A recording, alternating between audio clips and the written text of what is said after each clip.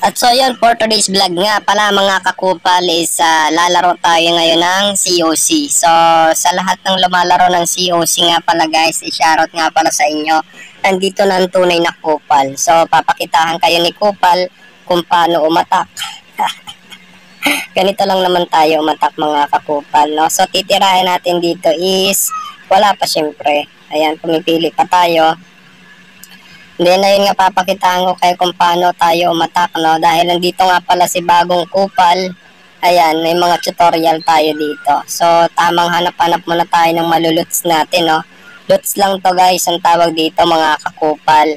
So ayan, ito titirahin natin. Ito papakitahan ko kayo ng mga technique kung paano umatak mga kakupal.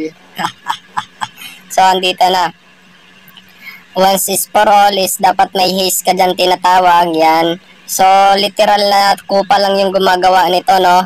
So, gagamitan mo rin ng poison yung, yung angel ng kalaban, ha? Hindi mo alam kasi yung kasi kupal ka nga. Yan, so, bumira na, no? Nilapagan ko na, no?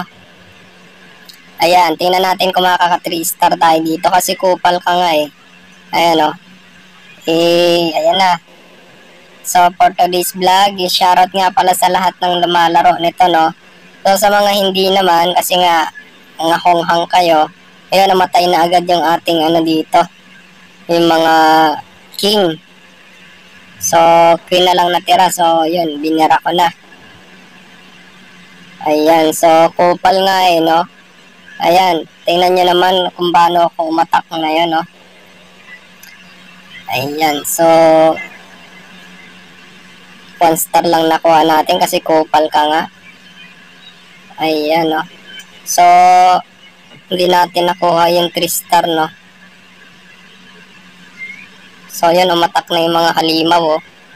Mga mukhang halimaw yung nanonood, oh. So, yan, nakuha nga lang natin yung 1 star, no. 88%, may isa pang salagobang. Patay ka dyan, archer ka. Tumago ka pa sa hero kay king, ah. Putang ina mo, patay ka tuloy. Kupal nga, eh. Kupal. So, yan yung base ko, guys. So, yan, o. Umaya uli, mga honghang. Ayan yung aking mga hero, mga kupal. Thanks sa panonood.